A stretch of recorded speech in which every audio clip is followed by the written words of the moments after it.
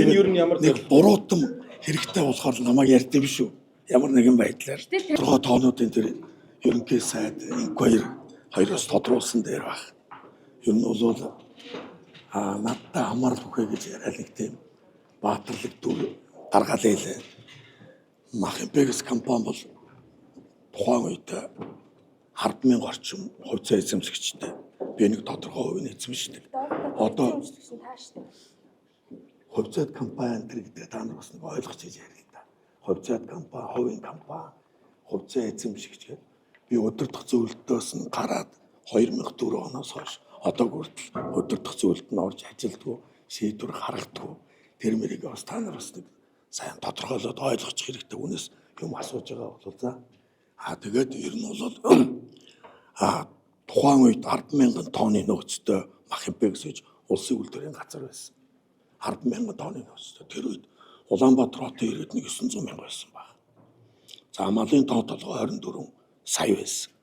Үүнээс хойш 90 онд ховчлагдаад бид нар чинь зах зээлийн нийгэмд ороод Улаанбаатар хотын хүн ам одоо 2 сая орчим болж байгаа шиг байна.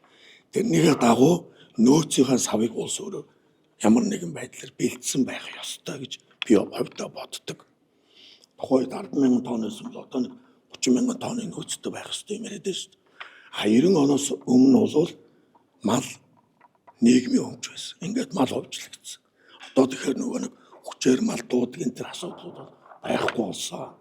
Тэгэхээр юу гэж хэлэх гээд байна гэхээр энэ мах нөөцлөдөг махыг одоо үнийг барьдаг асуудал дээр өөрсдөө анхаарад өөрсдөө хэрэгжүүлээд явах ёстой засгийн газрын үүрэг нь энийгээ хийж чадахгүй байгаа бол тэдний буруу гэж би бодож байна. Хэрвээ за зүгээр ингээд зүүрлээ л да. Дайн болвол яах юм? Одоо махааны илүү чадахгүй шүү дээ. Одоо малын тоо толгой 70-80 сая хүрчээд байна. Халдварт өвчин гарвал яах юм? Газар хөдлүүл яах юм? Ийм нөхцөл байдлууд үүсвэл махааны илүү чадахгүй байгаа энэ засгийн газар төр барьж байгаа хүмүүс яах вэ гэдэг би бодсон тэр ярьж байгаа юм. Гол нь танай хоёр компани мах нийлүүлэх одоо төсвийг авчаад манай компани энэ асуудал гэдэг л гол асуудал байгаа. Энэ асуудал олон нийтэд ингээ хүрсний дараа та одоо компани удирдлагуудтай холбогдож асуусан уу?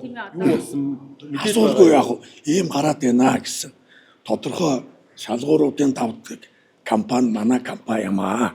Ингээд бид нар үүргээ биелүүлээ явж байгаа гэсэн. Цагдаа сэргийлэх нь очоод тоолгоёг шалгаа явсан байлаа. Үнэхээр одоо ингээ нууцлчихад байна. Тэр махын нийл одоо нийлбэл би яаж мэдэх дээр чинь тэр мэрийн талаар нь асуусан болов уу? юу болоод байгаа юм бэ гэж асуухгүй юу? Ямар шалгуураар тухайн хоёр компани мах нийлүүлж би яаж мэдэх дээр чинь махны хүн бол боломжгүй компаниуд одоо зохион байгуулалтын асуудал шүү. Зохион байгуулалтын асуудал шүү. Нөөцөлж байсан нөөцөлдөг социализм үед тийм байсан одоо ч гэсэн тийм байх шүү. Зохион байгуулалтын асуудал. Ерөнхий сайд нь хүртэл гарч ирээд яг энэ асуудлаар ингээ яриад таны нэрэлд асуудлыг дуудаад байна. Одоо тийм ер нь ямар нэг буруутан хэрэгтэй болохоор намайг ярьдсан биш үү? Ямар нэгэн байдлаар. Гэтэл таны хоёр компани орсон байсан ш нэр устайгаа. Гэхдээ тэр нь би үгүйсгэв гэдэг чинь шалгуур нь байдаг үстэй. Таны компаниуд ер нь яагаад ингэж улсын төсөв тендер юм хүн рүү орж идэв. Сүүлдээ ард түмний тэр нэг аялтаа бол гэж махрын хүртэл орсон өөрөө одоо ёс зүйн бичгүүц биш үү? Юунд хийцтэй чи нөөцийн нь хэмжээл тэр байлгүйтэй бодвол 10,000 тонны нөөцтэй одоо сав агуулах Монголд байхгүй хаа л гэж би бодож байгаа шин. Түрээ танах яг хэдийг нийлүүлсэ та би яаж мэдэх юм бэ? Би яаж мэдэх юм чи би 20 жилийн компани чинь өдөртөх зөвлөлтөнд байдгүй. Одоо тэгээ болж байна хариулт. Гол нь та удирдлагуудад дуудаж уулзтаа хэдэн тооны би юус дуудаж уулзах юм тэр тэдний л асуудал шүү. Уцаар л асуухгүй юу та. Хуулийн байгууллагууд мэдүүлэх өгсөн болов уу? Өгсөн байлгүй дээ. Би юугаар тэгэл аж ахуйн ороод ингээ мэдэхгүй шүү дээ. Одоо би аж ахуйч.